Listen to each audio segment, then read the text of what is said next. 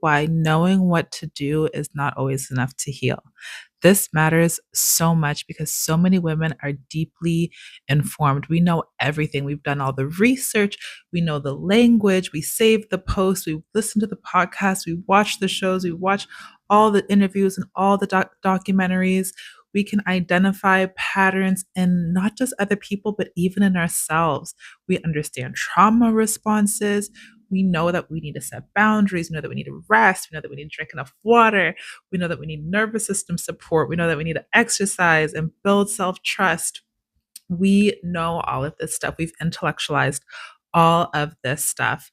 But yet, many of the women are still finding themselves repeating the same cycles.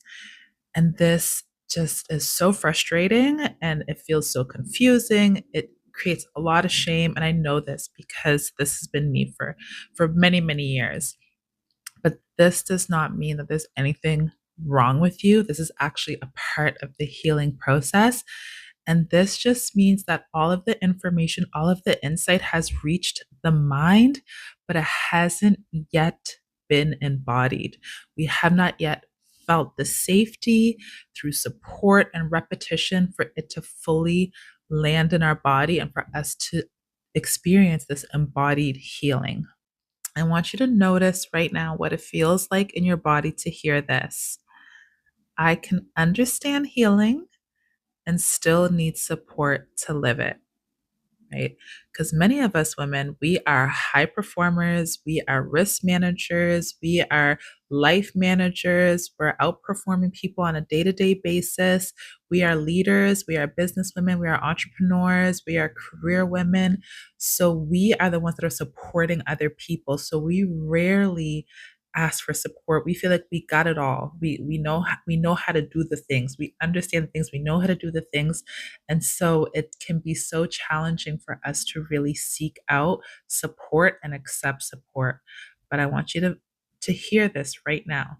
You can understand healing and still need support to live it. Okay?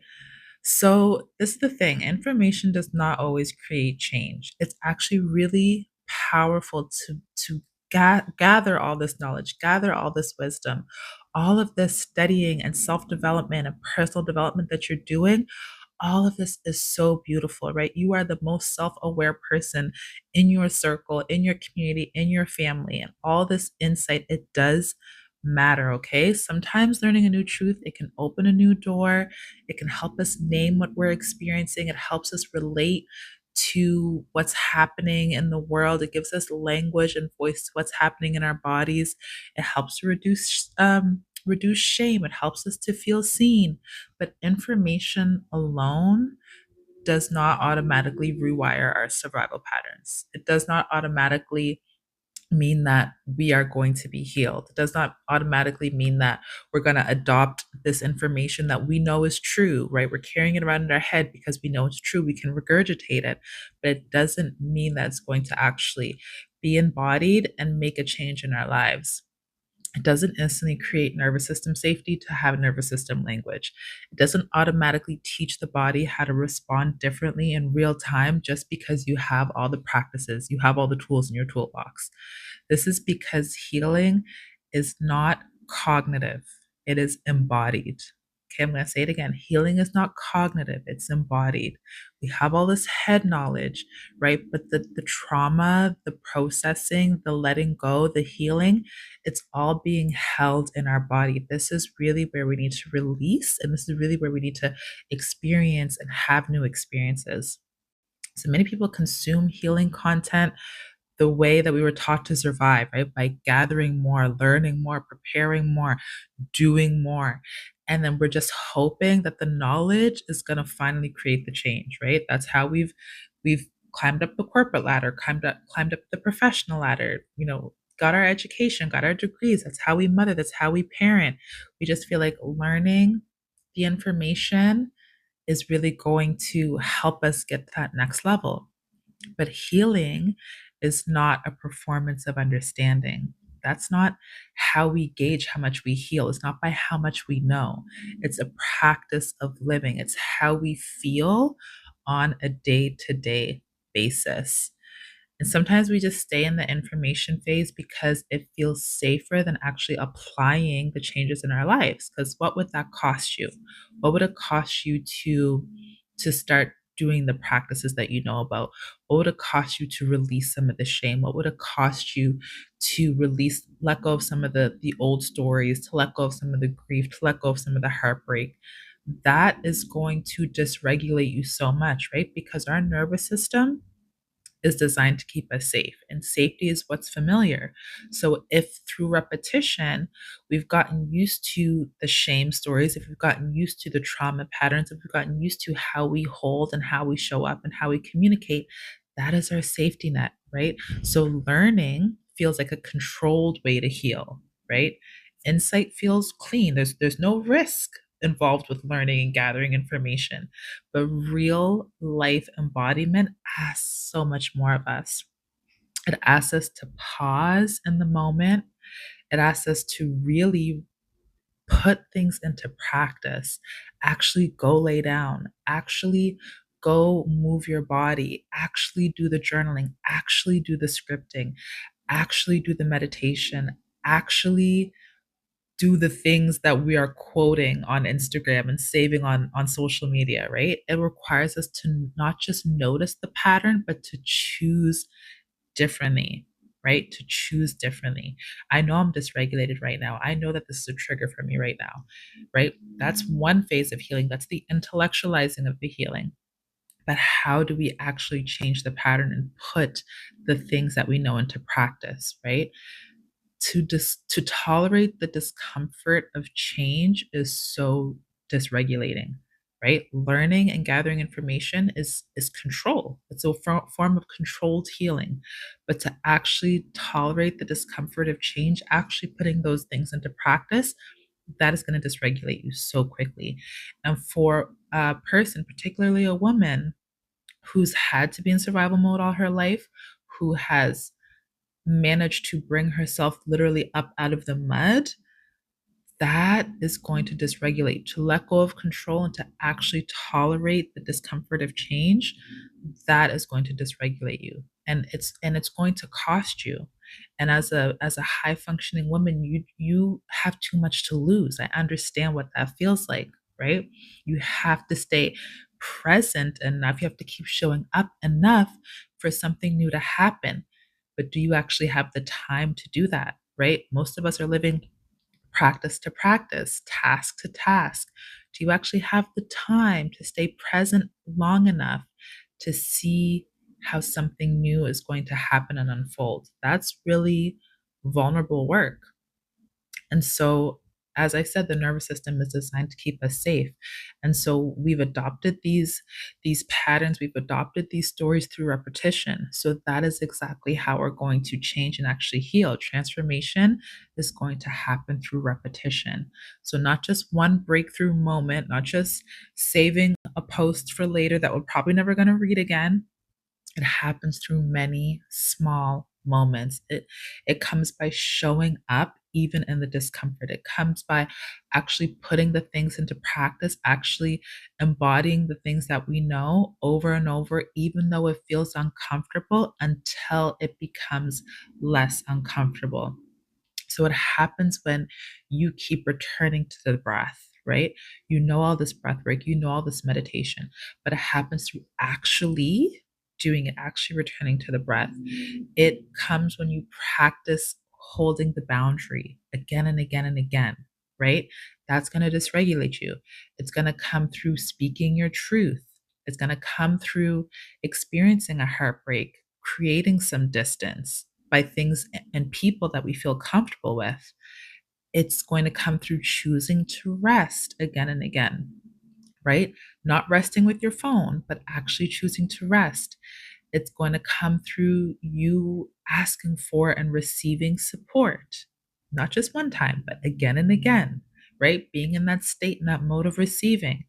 It's going to come by teaching your body and your nervous system over and over again that a new way is possible. Because other than that, you are going to stay in these same patterns because that's comfortable and your nervous system feels more regulated, so you feel more safe and controlled. But you need to keep putting these practices into practice over and over again until that becomes your new normal. Support matters too, right? Because many things are really hard to embody alone, right? We were not designed to live in these isolated communities and to just be on our own 24/7, right? Especially my moms, especially my single moms. We are doing so much alone and on our own, and we were never designed to do that. Support needs um support is needed. Support matters too. So sometimes we need community, right? We need a village. We need people around us who are healing with us but also lifting us up, helping us to grow, right? Sometimes we need accountability. We need someone to tell us when they notice that we're falling off or we're acting out of pocket, right? Sometimes we need spaces where we're reminded, we can reflect back to, we can actually measure and see our growth, and we actually get support to put into practice the things that we already know. That's why we go to the gym. That's why we have coaches. That's why we have teachers. That's why we have these people that we go to seek advice from, right? Because we need things to be reflected back to us and we need to be held accountable. So, embodiment means that truth is not only something that you agree with, but it becomes something that you can actually feel, you actually choose, and you actually live. Okay. So, the body needs to absorb new truths. We have this story, we have this pattern that we keep playing in, that we've known that our nervous system feels safe in, but now we have to embody some new truths, okay? If your nervous system has been shaped by survival mode, by micromanaging, by risk managing, by being the strong, independent woman, even healthy things can feel unfamiliar. Okay, so rest is going to feel unsafe because what's going to happen, right? Who's going to answer the call? What if something happens? What if somebody needs you, right? Boundaries are going to feel threatening because you've never had any before, right? Or you've had them, but they were not respected. They were unsafe. So anytime you speak your truth, you're at risk. You feel at risk of losing something. Maybe you're losing a person, an opportunity, right? Joy can feel suspicious to you, right? Like, let me not get too happy in the situation because it might just, the bottom may fall from right underneath me, right? Receiving can feel vulnerable because the last thing that you want, particularly as a high functioning independent woman, is for someone else to hold something above you, for you to feel like you owe somebody something, right? So healing is not just about hearing the truth once, it's about helping the body to feel safe enough to believe it. Okay. So this again is through repetition. We got to do this over and over and over again. So, integration, how do we actually put this into practice? Integration happens when the body has had enough repetition, enough, slow introductions, pacing, and enough safety, right? Feeling safe and regulated enough to let the new truth become your new reality. So this is when we actually experience embodied healing, when the body feels safe enough to integrate this new truth, integrate this new practice into the new reality. And this happens again through repetition. The first few times is going to completely dysregulate you, until you have come up with the patterns, with the cycles, with the what you tell yourself, with the tools to actually make this a part of your day-to-day reality, right? And so this is why healing asks us to slow down. And if you're running 100 miles a minute, if you're doing 100 things at once, you keep telling yourself that you don't have enough time to slow down and heal. But I promise you, the cost of not doing it is going to cost you so much more than the time or the money that's going to cost you for doing it now. Okay, we don't want that sickness. We don't want that illness. We don't want that breakdown, that physical, mental, emotional breakdown to happen at a later time. That's going to literally lay you out for weeks and months. And I know this because that's happened to me. I've experienced complete burnout and exhaustion. But now That's a non-negotiable for me. I'm going to pause and I'm going to rest and I'm going to integrate the practices. If I'm in a meeting, if I'm somewhere where it feels overwhelming, a phone call or a trigger comes up, I'm not just going to bypass it and move on. This is where you need to pause and regulate. Pause and regulate. Okay. So, transformation comes from returning to the work again and again and again in real life. This is what I'm saying, the repetition. Not just when you're journaling, not just when you're listening to a podcast, okay? But when you're actually triggered in the moment, when you're going through the breakup, when you're going through the job loss, when you're going through the weight fluctuations, when you're going through those health reports, when you're going through that rejection, right? That is when you are going to want to put these healing practices into practice, right? When you want to overgive, when you want to let your boundaries down, when you want to shut down and isolate and be like ghost, right? When you want to abandon yourself, when you want to practice this self abandonment that you're used to, when you're invited to choose a new response, that's when the healing becomes real. Okay. So practice in real life, this is what it's going to look like. Pausing before saying yes. Okay. Placing a hand on your body and breathing before reacting. Okay. Sitting through that uncomfortable phone call, actually sitting through that emotion, not trying to hang up and distance yourself and, and dissociate basically, right? Naming what you feel instead of overriding it, right? Being true and authentic to you and your voice and what your needs are. If you don't know what your needs are and you don't know what your boundaries are, you need to spend even more time with yourself making a list and discovering what those things are. Okay. Asking for support instead of carrying it all alone. Okay. That's what putting healing into practice looks like. You're not a superwoman who's meant to do this all by yourself. Like you are and you have been doing it, but you don't need to do that anymore. You want to live soft life, right? You want to get into a life of joy and pleasure and out of survival mode. These are the things you need to be doing. Letting one truth stay with you long enough to shape your choices, right? So actually holding a boundary, right? Actually holding it. And this is not because you're mean. This is not because you're too much. This is because you have standards and self respect. You don't have to do it from a place of um, spite or resentment, but this is a place of self respect because you know what you need and you know what you deserve. Okay. So I want you to ask yourself right now a few questions.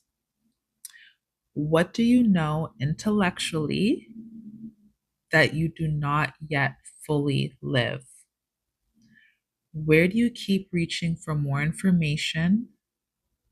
Where do you keep reaching for more information? Where do you keep looking to a book, looking to a podcast, looking to a show when what you actually need is to put into practice what you already know? Not the new information, but you actually need to put into practice what you already know. What truth is your body still learning how to trust? Is it that you can hold a boundary? Is it that you can speak your truth? Is it that you can release shame? Is it that you deserve joy and pleasure in your life? What truth is your body still learning how to trust? That you deserve rest? What truth is your body still learning to trust? What kind of support would help you embody what you already know? What you need in your life right now to help you embody what you already know? So, if this conversation is speaking to you, I want to invite you deeper. Inside the sanctuary, we do more than just learning and gathering information. We are big on healing embodiments. We create that space for integration, embodiment support, and practice along with the information because both are needed, but you cannot just have one without the other. So if you're ready to move beyond just understanding healing and begin living it in a more grounded, supported, embodied way, I would love to support you inside the sanctuary. Come join us. The link is in my bio. Feel free to comment any questions that you have, and I hope to see you soon. Take care. Ciao.